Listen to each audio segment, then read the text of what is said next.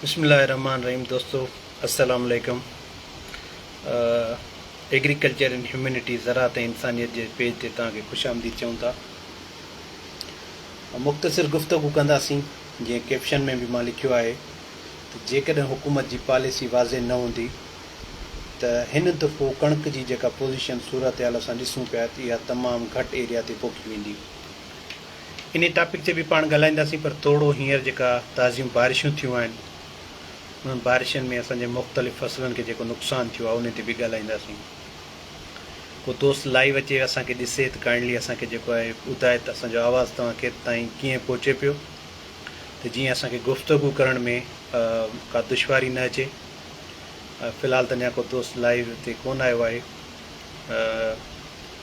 जीअं ई दोस्त अचनि था त इंशा ताला असांजी कोशिशि हूंदी आहे त आबादगारनि खे सिंधी लैंग्वेज में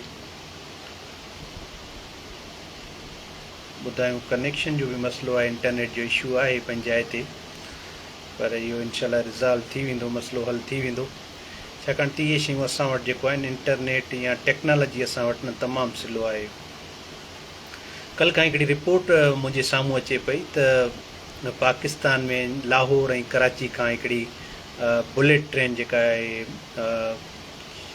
इलेक्ट्रिकल ट्रेन जेको आहे रेल हलाई थी वञे। सो मां सोचियां पियो त जेके एडवांस या डेवलप कंट्रीज़ आहिनि उन्हनि में जेका तेज़ रफ़्तार रेल गाॾियूं आहिनि इहे ईअं सम्झो त 40 साल त मुंहिंजे ख़्याल में पको हूंदो।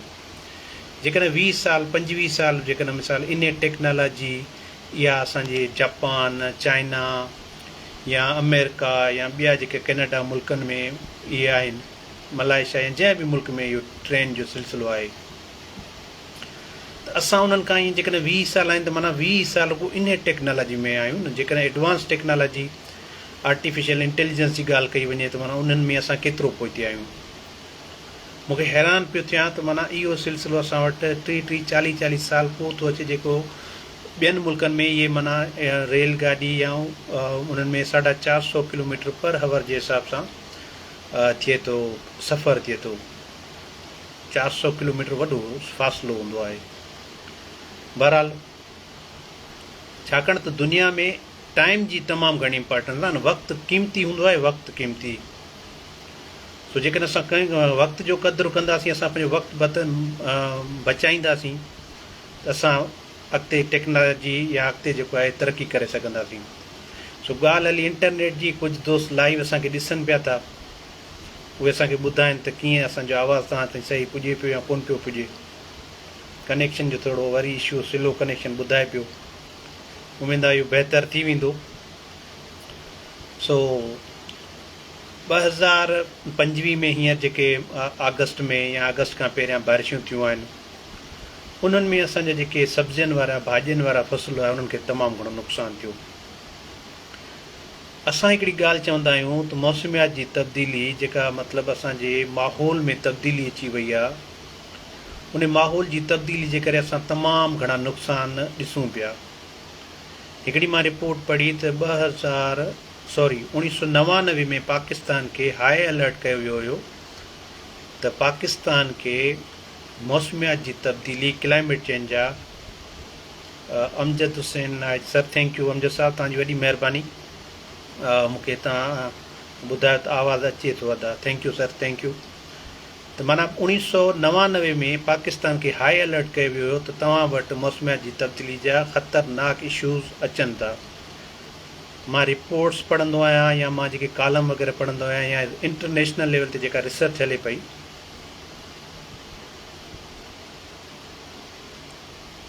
त सर तव्हांजे मां जवाबु ॾियां थो तव्हांजे हिन जो सुवाल जो।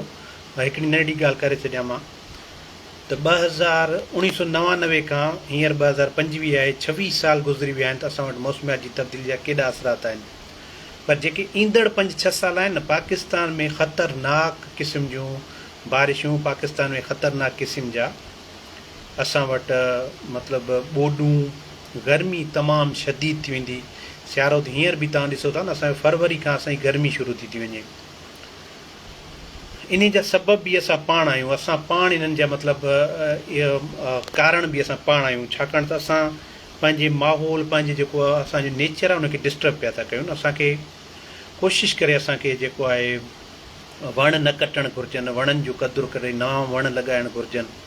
फ़ोटो सेशन त असां जिते किथे ॾिसंदा आहियूं, असां पंहिंजे अखियुनि सां फ़ोटो सेशन कया बि आहिनि, ॾिसूं बि था। असां बि हिकिड़ा, मां पंहिंजे नाले इहो चवंदो त असां इन गंदे माहौल जो हिसो आहियूं जिते असां मुनाफ़िक़ आहियूं, का हक़ सची ॻाल्हि करे नथा सघूं। छो जो निज़ाम मेड़े में आहिनि, पोइ मूंखे थ्रेड कयो थो वञे, मुंहिंजे वालिद खे थ्रेड कयो थो वञे, मुंहिंजे भाउ खे, मुंहिंजे पुट खे, या मुंहिंजे उस्ताद खे, या मुंहिंजे आड़े पाड़े वारे खे थ्रेड कयो थो वञे, तव्हां इन शइ खे हाईलाइट न कयो। खोड़ सारा असांजे रोज़मर्रा जी ज़िंदगी में जेकॾहिं को आवाज़ु उथारे थो उनखे बेदर्दी सां क़तलु कयो थो वञे। इन्हनि सभिनी मौज़ूअनि ते इन ते करे ॻाल्हाईंदा आहियूं। त असांजे पेज जो नालो आहे ज़राअत ऐं इंसानियत। असां इंसानियत ते बि ॻाल्हाईंदासीं, असांजे मुआशिरे में जेके ज़ुल्म आहिनि, बदअमनी आहे, अमुन अमान जी सूरत हाल आहे, या जेके मज़हबी मसाइला आहिनि, या कुझु बि जेके आहिनि, इन्हनि ते कंट्रोल कयो वञे।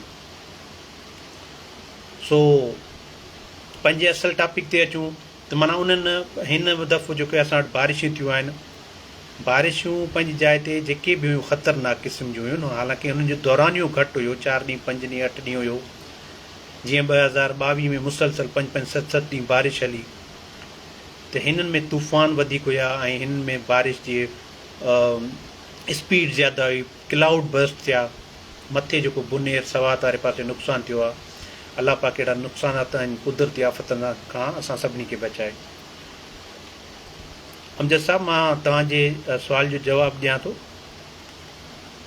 हाणे माना जेकॾहिं असांखे माना 2025 में काटन जे फसल ते 30 खां 40% माण्हुनि काटन जो फसल घटि पोखियो, ऐं मुख़्तलिफ़ वजूहात जे करे फर्टिलाइज़र जी शार्टेज, वाटर शार्टेज, उन खां अलावा क्लाइमेट चेंज, गर्मी पद जे करे असां वटि जेकॾहिं मिसाल 20% बि पैदावार घटि थी थिए, छाकाणि त हींअर असांजे फसल खे गर्मी ऐं बीमारियुनि, मौसमियात जी तब्दीली जा इहे इफ़ेक्ट आहिनि। टेम्परेचर ऐं डिज़ीज़, इहे ॿई असांजी मौसमियात जी तब्दीली जा इफ़ेक्ट आहिनि। इन तमामु घणो नुक़सानु ॾिनो आहे। जेके मार्च जी शुरूआति में जेके फसल पोखियल हुआ, टेम्परेचर आहिस्ते आहिस्ते अप्रैल मई में ज़्यादा थी वियो ऐं उन्हनि ते डिज़ीज़ जो तमामु ख़तरनाक हमिलो थियो। वरी जेके थोरा पोइ असां अप्रैल जे आख़िर में पोखियासीं, उन्हनि वणनि खे, या मई जी शुरूआति में पोखियासीं, उन्हनि वणनि खे असांजे बारिशनि तबाह कयो। हाणे ईअं सम्झो त माना असां वटि काटन जी पैदावार तमामु घटि थी आहे, ऐं सब्जियूं आहिनि, या दालियूं आहिनि, या ॿिया जेके असांजा फसल आहिनि, कमंद थी सघे बची वञे, कमंद वारो आबादगार कुझु न कुझु आबादी खणी वञे, पर उहा बि जेका सूरत हाल आहे गवर्नमेंट तरफ़ां का पॉलिसी आहे कोन, इन जा वॾा नुक़सानात थींदा। ॻाल्हाईंदासीं कणिक 2025-26 जेको असांजो फ़सुलु थींदो, इनशा ताला अलाह पाक हयाती ॾिनी, जहिड़ा हूंदासीं दाणा नए साल जे नई कणिक जा दाणा। अब्दुल जब्बार साहिबु असांखे ॾिसनि पिया, तव्हांजी वॾी महिरबानी। अब्दुल जब्बार मीरजत तमामु बहितरीनु प्रोग्रेसिव पाण गिरोवर आहिनि, एग्रीकल्चर जा ग्रेजुएट आहिनि, ऐं उहे बि असांखे ॾिसनि पिया था। सो कणिक 2025 जी ॻाल्हि कंदासीं, मुख़्तसिर ॻाल्हाईंदासीं, कोशिशि कंदासीं त जेको आहे पंहिंजे टॉपिक खे क्लियर कयूं। अमजद साहिब मूंखां सुवालु कयो आहे त 2025 में वीट काश्त करें या न करें। साईं, हाणे मसइलो इहो आहे त ॾिसो, गवर्नमेंट वटि जेकॾहिं पॉलिसी, मिसाल जेकॾहिं पॉलिसी गवर्नमेंट जी वाज़े न रही, कहिड़े हिसाब सां त गवर्नमेंट हिकिड़ो त सब्सिडी ॾिए आबादगारनि खे फर्टिलाइज़र जी मद में। फर्टिलाइज़र मतिलबु जेको आहे न, हींअर तमामु घणा महांगा आहिनि, त उहे फर्टिलाइज़र मिसाल जेकॾहिं DAP असांजी हींअर 1450 रुपया बोरी आहे, यूरिया असांजी 8000 रुपए खां किरास आहे, NP आहे, या ॿिया फर्टिलाइज़र। उन खां अलावा असांजा जेके गंदगाह जूं दवाऊं आहिनि, पेस्टिसाइड आहिनि, वीडीसाइड आहिनि, फंजीसाइड आहिनि, इहे बि तमामु घणियूं कास्टली आहिनि। असांखे जे गवर्नमेंट ते इन्हनि शयुनि खे पॉलिसी हुजे ऐं असां वटि हिकिड़ियूं सुठियूं मयारी शयूं मार्केट में हुजनि। गवर्नमेंट जो कमु आहे, गवर्नमेंट इदारा आहिनि, इन्हनि शयुनि ते कंट्रोल करे सघजनि था जेकॾहिं असां वटि सचाई ऐं ईमानदारी हुजे। छाकाणि त असांजो कणिक खाइण वारो फ़सुलु आहे, सीरियल किराप आहे, असांजो अनाज आहे, इन ते असांखे माना वधि में तवजो ॾियणी आहे। छाकाणि त फूड सिक्योरिटी जो मसइलो, असांजी आबादी वधंदी थी वञे, असांजी कल्टिवेटेड लैंड घटिजी थी वञे, घटिजंदी थी वञे, त इन हिसाब सां असांखे माना कणिक वारे फ़सुल खे तवजो ॾियणी पवंदी। मयारी ॿिज हुजनि, मयारी पेस्टिसाइड जूं दवाऊं हुजनि, न हुजनि, मतिलबु पेस्टिसाइड त असां इस्तेमालु न कयूं त बहितर आहे, पर जेकॾहिं मजबूरी आहे त पोइ उन हिसाब सां डायरेक्ट असां ऑर्गेनिक फार्मिंग ते नथा वञी सघूं न। साजिद हुसैन ख़ासि करे माशाल्लाह मौला सलामत रखे अदा, तव्हांजी वॾी महिरबानी साजिद भाउ। हाणे हिकिड़ी त गवर्नमेंट खे इहा वाज़े पॉलिसी करणु घुरिजे त गवर्नमेंट सीड जे हवाले सां, फर्टिलाइज़र जे हवाले सां असांखे सब्सिडी ॾिए। ॿियो हिकिड़ो वॾो अहम इशू आहे त जॾहिं असां कणिक 2025-26 जी तयारी कंदासीं त उन टाइम ते असां वटि पाणी जो बि तमामु घणो इशू थी वेंदो आहे, छाकाणि जेकॾहिं पोएं साल असांजी कणिक घटि पोखी वई ऐं घटि आबादी थी मौसमियात जी तब्दीली जे करे, त उन हिसाब सां असांखे जेको आहे न हींअर सीड जी अवेलेबिलिटी बि ॾाढी ॾुखी थींदी। 2200 रुपए जो असांजो रेट हुयो कणिक जो। पंवर साहिबु तव्हांजी, असलम पंवर साहिबु तव्हांजी वॾी महिरबानी। बिल्कुलु आबाद करण सां ज़ुल्म त आहे पंहिंजी जाइ ते, पर असांखे हिमत न आहे हारणी ऐं असांखे जेको आहे जुस्तजू ऐं स्ट्रगल करणी आहे। 2200 रुपए जो असांजो मण मिसाल जेकॾहिं गवर्नमेंट रेट कढियो, उहो 50 kg जो सीड रेट असां जेकॾहिं एकड़ खे ॾियूं ऐं उहो ॿिज असांखे 8000 रुपया, 9000 रुपया, 7000, 6000 रुपए खां मथे मिले, त माना इहो बि हिकिड़ो ज़ुल्म हूंदो न, छाकाणि त अवेलेबिलिटी न हूंदी असां वटि। क्वालिटी सीड जी अवेलेबिलिटी कोन हूंदी, क्वालिटी सीड जी अवेलेबिलिटी हुअणु तमामु ज़रूरी आहे। जॾहिं बि असां कणिक जे फ़सुल जी या कंहिं बि फ़सुल जी ॻाल्हि कंदासीं त ॿिज जो जेको किरदारु हूंदो आहे उहो 50% असांखे पैदावार करण में मददगार साबित थींदो आहे। सो क्वालिटी सीड तमामु अहम आहे। ॿियो, जेकॾहिं आबादगार मतिलबु बेज़ार थी करे 50% या 30% आबादगार पोखी नथा कनि कणिक जी, या जेके आबादगार पोखी चवनि था, मिसाल जेकॾहिं मुंहिंजो 10 एकड़ हुयो, लास्ट टाइम मां तव्हांखे ॿुधायां त 2024-25 में असां 122 मण कणिक खईंसीं 7 जरेबनि मां, 3.5 एकड़नि मां। 2023-24 में असां 9 एकड़नि मां 237 मण कणिक खईंसीं।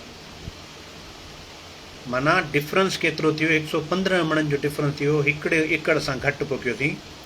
पर असांजी इहा एवरेज कोन आई, असांखे रेट कोन मिलियो। जिते असांजा 237 मण थिया उते असां 10 मण खपायासीं, असां काटन जा 5 खां 7 जरेब लॻाए वियासीं।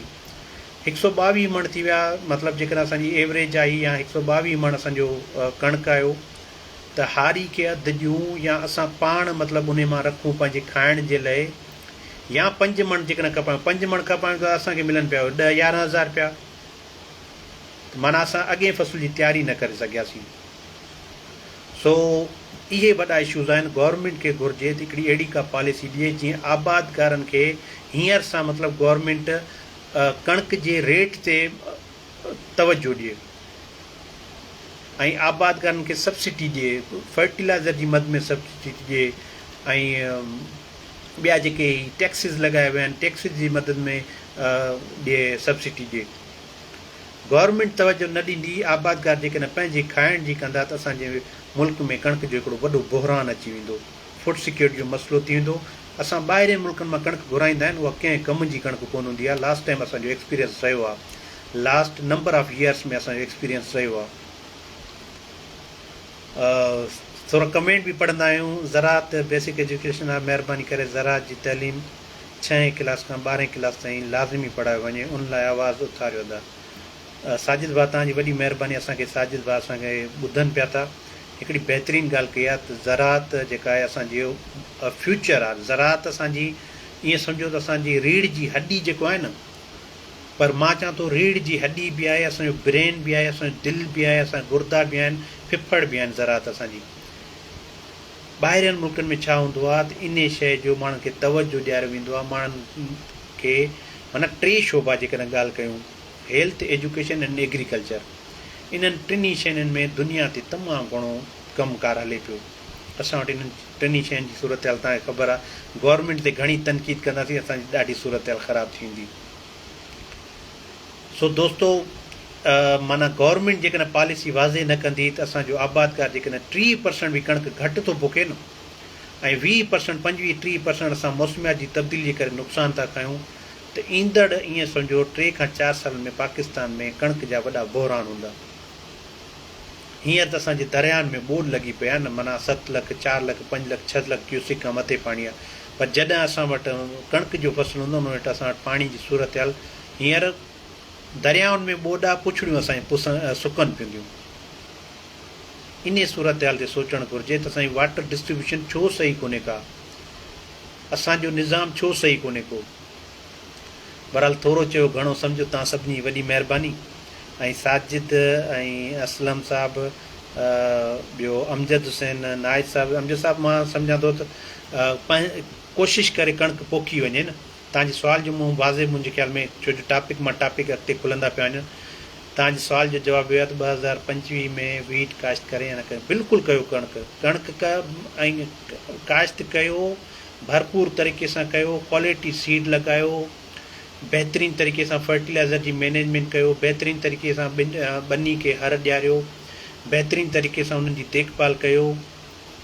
कणिक असांजे पाकिस्तान जे लाइ मिसाल जेकॾहिं कणिक सिंध में थिए थी एक्स्ट्रा, जेकॾहिं असांजी मिसाल जेका पॉपुलेशन आहे सिंध जी पॉपुलेशन आहे उन खां एक्स्ट्रा थिए थी, त असां जेकॾहिं पंजाब थी वञे, KPK थी वञे, बलूचिस्तान थी वञे, त इहो बि असांजे पाकिस्तान, पंहिंजे पाकिस्तान मुल्क पाकिस्तान जो सोचणो आहे, पंहिंजी सिंध जो सोचणो आहे। त कणिक लॻायो, कणिक पंहिंजे खाइण खां अलावा लॻायो। फ़ाइदो गवर्नमेंट तव्हांखे कोन ॾींदी, पर जेकॾहिं तव्हां इहो कणिक खे इहो आहे जो असां स्टोरेज करे रखी सघूं था। जॾहिं वरी थींदो आहे क्राइसिस थी वेंदा आहिनि या मतिलबु शार्टेज थी वेंदी आहे, उन कणिक खे असां खपाए करे रखी सघूं था, मतिलबु पैसो असांखे मिली सघे थो। कणिक बिल्कुलु ठाहियो, पर गवर्नमेंट जी जेकॾहिं तवजो न हूंदी त आबादकारनि खे नुक़सानु आहे। हींअर ज़राअत में हिकिड़ी वाज़े ॻाल्हि तव्हांखे ॿुधाए छॾियूं, ज़राअत में आबादकार खे तमामु घणो नुक़सानु थिए पियो, ज़राअत में आबादकार खे तमामु घणो नुक़सानु थिए पियो, ज़राअत में आबादकारनि खे तमामु घणो नुक़सानु थिए पियो। इहे शयूं सोचण जूं सम्झण जूं आहिनि, असांजे इदारनि खे सोचण जूं आहिनि, असांजे गवर्नमेंट खे सोचण जूं आहिनि, असांजे अथॉरिटीज़ खे, इस्टेब्लिशमेंट खे, मिनिस्ट्री ऑफ फूड सिक्योरिटी या ॿिया जेके इदारा उन्हनि सभिनी खे सोचण जूं आहिनि। किताबनि में जेके ॻाल्हियूं आहिनि उहे किताबनि में वॾा सच आहिनि, पर अमली तौर ते असां ॾिसूं त आबादकार असांजो नुक़सान में आहे। ऐं आबादकार असलम पंवर साहिबु जीअं चयो आहे त आबादकार सूरनि में आहिनि, त बिल्कुलु सूरनि में आहिनि, छाकाणि त असांजे सिस्टम असांजो जेको आहे न उहो आबादकारनि खे कुचले छॾियो आहे ऐं तबाह करे छॾियो आहे। आबादकार खे रेट न मिलंदो, इहो आहिस्ते आहिस्ते असांजी, छाकाणि त हिकिड़ो त असां वटि वॾो इशू आहे त एग्रीकल्चर लैंड असांजी खुटंदी थी वञे। आबादी जीअं वधे थी, उन आबादी वधण जे करे असांजी एग्रीकल्चर लैंड तव्हां ॾिसो त लखनि एकड़नि ते असांजो जेको आहे हाउसिंग सोसाइटीज़ ठहियूं पियूं आहिनि।